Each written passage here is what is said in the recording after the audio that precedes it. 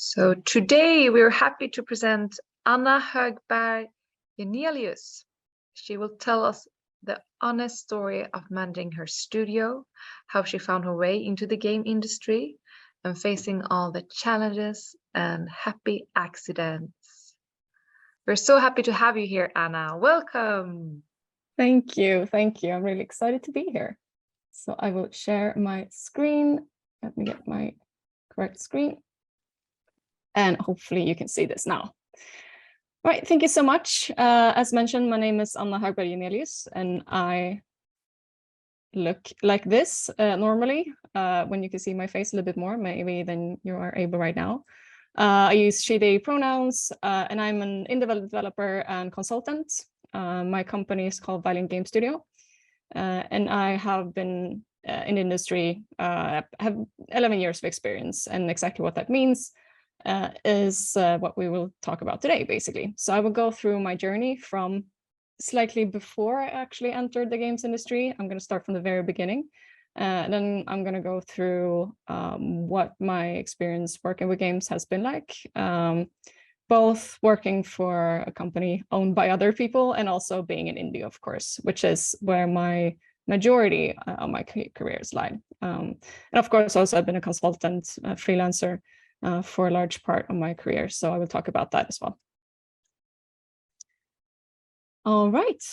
But let's get right into it. So I'm one of those people who have played games all my life, quite literally. Me and my brothers got an NES when I was 2 years old. So even sort of before I was old enough or large enough to play video games, I was still like holding on to the zapper gun and playing Duck Hunt with my brothers. So and it just always was with me when I was young. So like, yeah, always play games, a lot of strategy games, a lot of role-playing games and so on. But I didn't really understand that you could have games as a career, which I'm going to touch upon a little bit further on here as well. Even though like we got a program, which is what you see up here on the top left, called the Games Factory. When I was, I don't know, 10 or something. We got that like from our home PC, and I started making games at that point, and I started to understand the logics of like, it's sort of if statements and so on, like you can make timers and so on, but in a more like visual way. It's more like visual scripting kind of, a very, very early version of it, because this was like 90s, early 2000s. So I started like building, like I was starting to getting the foundations of getting or of making games. But like I said, I didn't realize that this was actually a career for some people. I didn't understand like the connection between making them and actually doing that full time. And also I come from a family where like you should have a proper education. So anything that's like too artistic or like too reliant on other people's opinions, like I don't know, becoming a writer and so on, that's a little bit too risky. So you should always like get a proper education. Not that you shouldn't pursue that kind of career, but it's always important to sort of get a proper education and so on. And I didn't understand, like there was no connection in my brain between making games and actually working with them, like at that point in time. So when I finished high school, gymnasiet, I didn't know what to do. But like I said, like you need to get a proper career, and I kind of like nature and animals. So I studied biology at the university. But after 6 months, I realized that no, that was not for me. I do still love animals and science and everything, but just like it wasn't a lot of fun. So I quit, and I started working at IKEA, and I worked there for 1.5 years. And I was like, I don't know what to do with my life. You know, it's sort of that common, like, you know, gifted kid burnout as well, like having had quite good, you know, degrees and so on, and then suddenly just not knowing what to do with my life. Like, I don't know what was all worth it. It's like, I don't want to study ever again, because it's, you know, so it was a little bit, I wouldn't say a crisis, but almost. But then my mother had read some article about how the Swedish games industry was doing really well, which is interesting, because there were companies at that time that weren't doing so well, but still. So she was like, but you've always liked games. Why don't you study game development? Like maybe you can work with games. And that's when I first actually started looking into that. And that's when I realized that sort of like it's actually a proper education, like because what I looked into, for example, was Stockholm University's game development degree. And it is a computer and system science degree, and you get, you know, the programming skills, you get all of that, like basic foundations. So it's a real education. And I made it feel like almost like a safe option. And then I realized like, okay, so I can actually have fun and work with games and also have like a stable, you know, option in case it doesn't work out. Like I can always become a programmer, I can always find something else. So that sort of just fit all of the, like it checked all of the boxes that I wanted for future career. And of course, like when mom approves, then it makes everything so much easier. So I just like sort of dove headfirst into that. I applied to Stockholm University. I think I applied to some other occasions as well, maybe, I can't remember. But at least I got into Stockholm University, their game development bachelor's program. So I studied game design. There was a little bit of game art and so on as well. It was a very broad education, so it was a little bit of narrative design and so on. But like I said, it was also a computer system science degree. So it was some programming, database stuff, and so on. It was a little bit of everything. And during this time, I was also very active in my student union, DISC. And oh, I actually forgot a part here. I'm going to go back a few years. I was also, when I was a little bit younger, I had another experience with actually sort of working with games, which is what's on top here, which is Good Game. They at least were a site where you as a younger person, like a teenager and younger, could review games and sort of write for this site. So it was sort of for kids, like by kids for other kids, sort of reviewing games and so on. So there was touching upon this several times while growing up, like doing sort of semi-professional stuff with games, but it wasn't a cohesive image yet. Yeah, so I started at Stockholm University. I helped out, for example, with their booth at something that back then was called GameX, which is now Comic-Con. They sort of grew up and became something else. But at that point, it was just like a game show. And I'm going to come back to that, because that's going to prove important in a few minutes. And during this time, I realized that because like I was super, like I said, super active in my student union, and so were a lot of other people, and so were a lot of really great people in my year.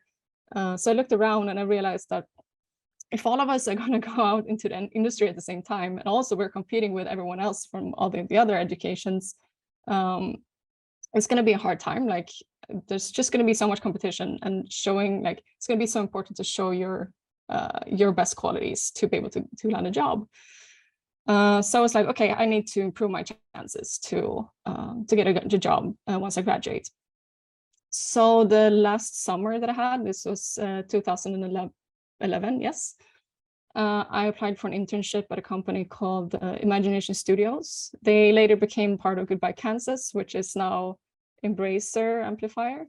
And that's the image in the middle here. So I helped out with the mocap, like mocap stuff, animation, and so on. So that was actually my first sort of actual experience working on commercial games. So the first like real commercial game that I worked on was Battlefield 3. I helped out, like there's a scene where they jump out of an airplane and they sort of like move around in the air. So I helped out like with that scene. I remember it vividly. So it was pretty cool. So that was my sort of first taste of actually working on commercial stuff. And during this time, of course, at the university, we worked on our own projects.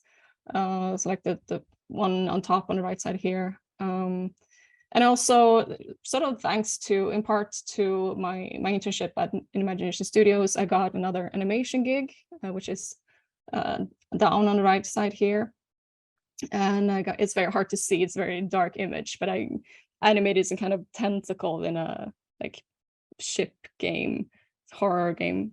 And I also made some 3D stuff as well. So like during my final year of studying, I also, I did some freelance stuff to sort of boost my portfolio a little bit and try to make stuff to like create stuff that would make me a little bit more interesting to a future employer.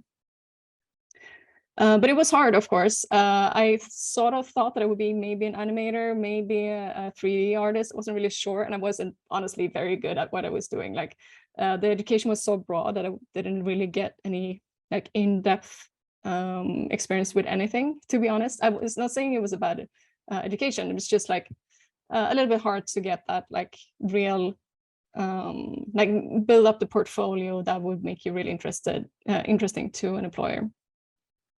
But this is where GameX comes back into the picture, because when I was exhibiting for my university at that exhibition, I had walked over one of the years to the booth next to us, which was Paradox, and I talked to the people at Paradox and like, hi, you're just checking out, saying hi, and when I then applied for a job at Paradox as a QA tester, then the person who was interviewing me actually recognized me, because that was one of the people that I said hi to during GameX, which just goes to show that mingling and just putting your face out there and just trying to make friends will really help you when you try to get into the industry.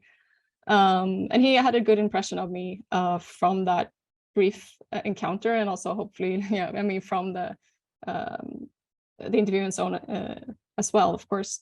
So I got a job. I actually applied for an internship, but I got a full-time job instead, because apparently they were out of internships, but they still wanted to hire me. So I got it anyway, which is pretty cool. So I started off at Paradox Interactive, which is sort of the publishing side of Paradox. So I worked on games such as Cities Skylines, Bullets of Eternity, Teleglitch, Magicka, especially Magicka 2, and the other sort of games around Magicka and so on. And I can definitely recommend to anyone entering the games industry to try and spend at least some time in QA if you're able to, because this really gave me an experience of like seeing game development from sort of bird's eye view, which is really like, it really helped a lot to understand how all of the pieces fit together. Like what happens when art is late? What happens when the programmers say, oh, it works on my machine, all of those cliches. So like long before I became a programmer myself, I had heard all of the cliches that programmers say, and it's made me a better programmer, because I know you can't cheat, like you can't pretend that's not a bug. Like it's not going to go away because you closed the issue in Jira. That's not how this works. So it's been very, like, I could talk about this in length, but I can really recommend spending some time in QA. Even if it's just a few weeks. But yeah, after like 2 years of Paradox Interactive, so during this time at Paradox Interactive, I became an assistant QA manager. So because I don't know, I like to make sure that things work. So I helped out my boss with just planning and stuff like that. So they made me an assistant manager. And after like 2 years, Paradox Development Studios QA team needed a new manager as well. So I moved over to the sort of internal development studio and became a senior QA manager in that team instead. So sort of built up that team, make sure that everyone had what they needed, make sure that everyone got the opportunities they wanted and so on, and I tried to help them stay within QA, because at least back in the day, QA wasn't given all of the cred that it needed and so on. It wasn't very, I didn't have a very good like reputation, for lack of a better word. So I tried to be a good force for QA back in those days. So I stayed there for another 1.5 years, something like that, just under. Worked on Crusader Kings, Europa Universalis, Stellaris, and so on.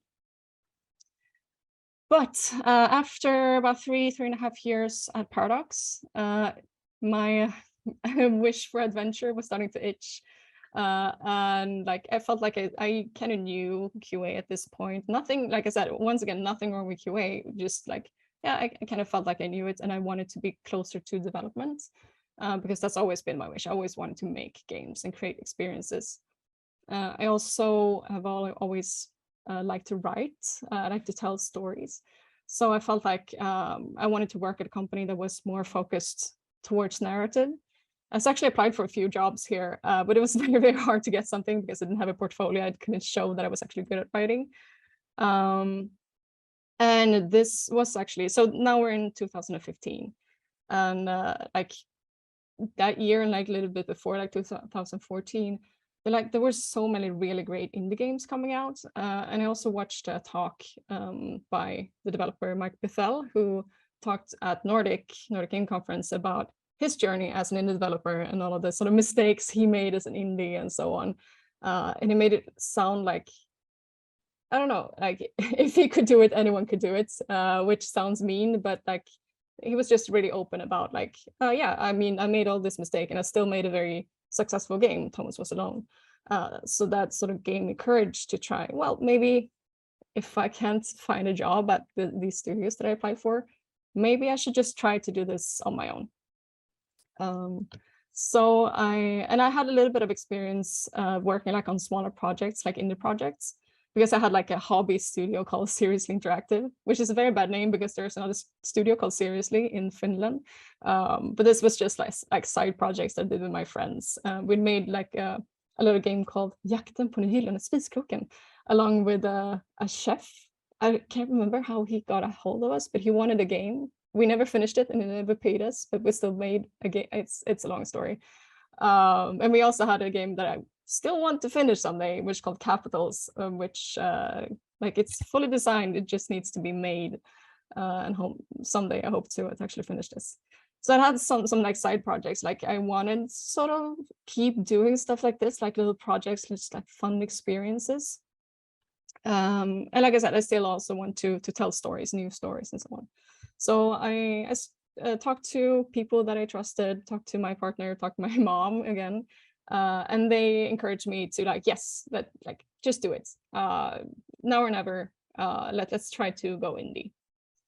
So I started a little sole proprietorship, which, if you don't know, like that's the Swedish form of company that there's no real distinction between you and a company, like legally. So if you go into debt, for example, with a company, you personally are in debt, which is the difference between a sole proprietorship and a corporation. I wish I would have spent a little bit more time on the logo because I don't think it looks very good. But anyway, it's a logo and I had a company. And I started making a game called Midwinter. And at this point in time, I had, like I said, I had worked on some side projects. You know, I had a degree in game development, so I had done some programming, but I didn't actually really know how to code or make games on my own. But I gave myself 6 months because that's the amount of savings that I had in my bank account. I was like, okay, I have 6 months. I'm going to make a game and then I'm going to release it and then we'll see what happens. It's a little bit crazy, but I just needed to do it. I needed to try because if I didn't, then I would always wonder what would have happened. Like, you know, it was that kind of now or never situation. So I made Midwinter. It's a small point-and-click game based on Swedish folklore. You are a little gnome on a farm. You meet Näcken, you meet Skogsrået, stuff like that. Just a small, tiny little game, very cozy. And I released it on time, on budget, and no one played it, almost. I'm going to get back to that. Now, actually, a lot of people have played it, but that's many years later. Also a long story. I hope to get back to that too. After Midwinter, I started working on a game called Historia, Asia's Revolution, which is a narrative game with so many branches, and there were so many endings planned because I was like, but if the art is kind of minimalistic and we reuse a lot of assets and so on, we can make a game that's very branching and like has all these endings. So I was like, I know this is a very big project, but I know that I can pull it off. I couldn't pull it off. This was way too large. There was way too ambitious. There was no way I was going to finish this, especially not without a budget, because Midwinter wasn't making enough for me to sort of keep going on that revenue. So I needed to find other ways of funding my game development. Historia needed to take sort of it needed to be put on ice for a while I survived. So what happened was I actually, like when I said that I applied for some writing jobs earlier before I started Tailcore, one of them got back to me like a year later. They're called Lion Bites. So they made a game called Rain Reflections, and they needed a writer all of a sudden. So actually I jumped on that opportunity and worked with them as a narrative designer and writer for a while. I was also the head teacher of game design at Futuregames, education here in Sweden or in Stockholm. Yeah, so I picked up some work basically for others in order to sustain myself during the development. So I still worked on Historia, but it was slow and I needed to supplement my income from other sources. During this time as well, I, for example, got in contact with Sweden Game Arena, which is sort of the game hub, if you will, in Skövde, which makes little sense, you might say, because they're in Skövde and I'm in Stockholm.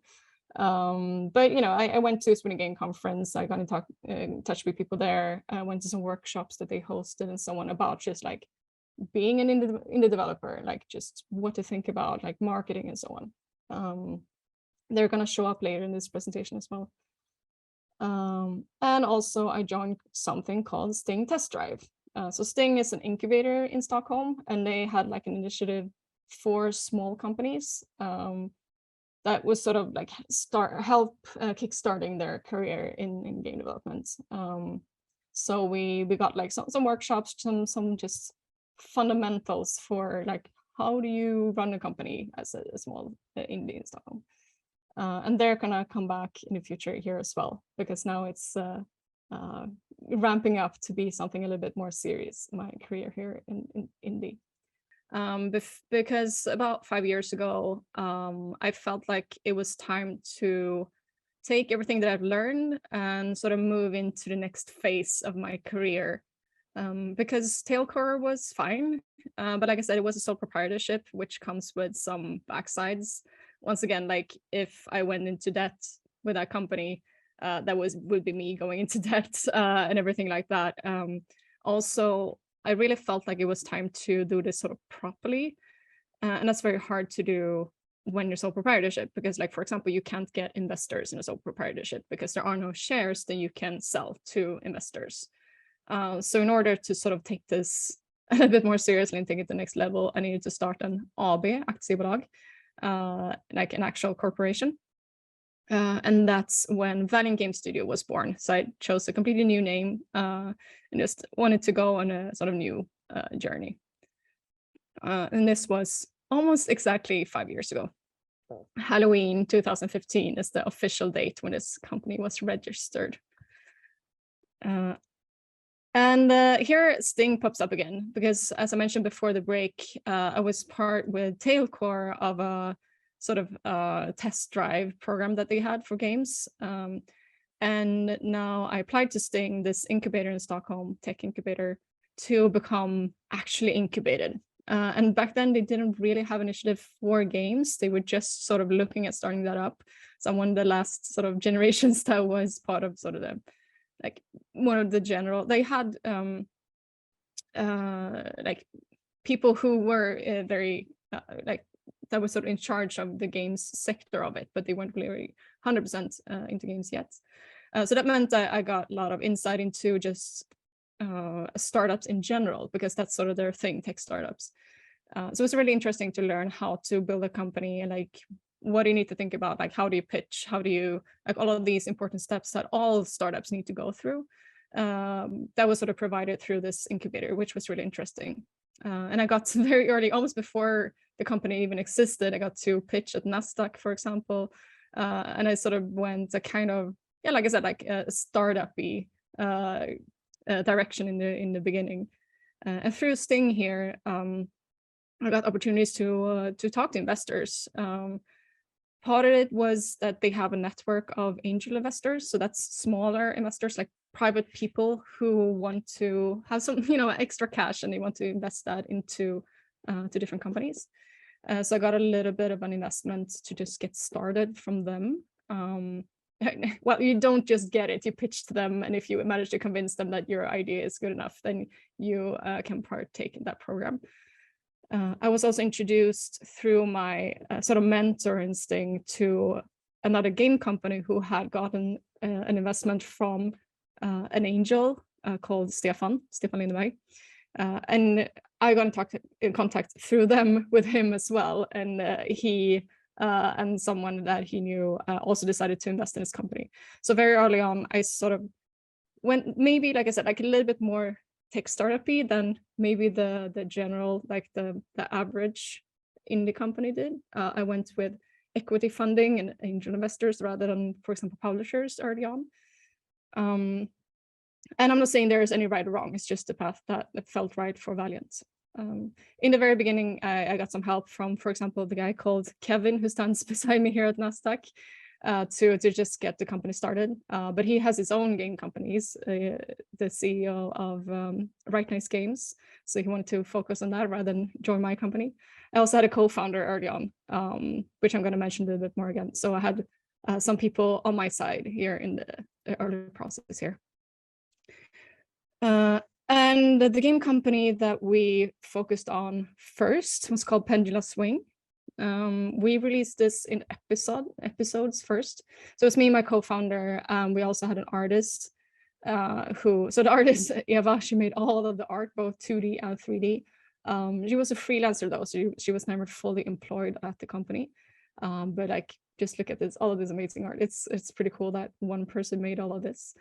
And like I said, we released it in episodes because sure, we had some funding from our investors, but still we wanted to sort of get a little bit of a revenue stream going as soon as possible. So that's why we wanted to release it, like just try the markets, get it out there and see what people thought, getting their input to sort of skew the game in like in a good direction so that we would increase our chances of being successful, because it was our first game and you know, we wanted to make a name for ourselves in the market as well. And mind you, this was before the fall of Telltale, so episodic games were still kind of a big thing at this point in time. So we thought that it was a good idea. It didn't go, like the episodes didn't do super well, unfortunately. So we didn't manage to get that revenue stream that could cover our expenses or anything. But still, I think it was actually really good for our confidence to release a game, because every episode was released on time and on budget, or like, yeah, every episode. And then we also released a full game as a bundle in early 2020. And just having like had all of that, like all of those releases with like 3 months between, and getting that full release out on time, like I said, on non-budget, that really like just proved to us that we like, at least part of this, we know how to make games. Like that part is not the problem. The problem was, well, basically, how do we break through the buzz and like how do we get seen on the market?